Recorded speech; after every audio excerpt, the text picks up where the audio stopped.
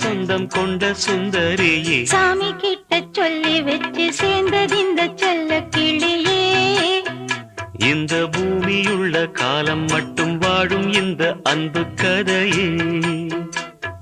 முத்துமணியே பட்டு துணியே, ரத்தினமும் முத்தினமும் சேர்ந்து வந்த சித்திரமே, சாமி கிட்ட சொல்லி வச்சு சேர்ந்தது இந்த செல்ல கிளியே.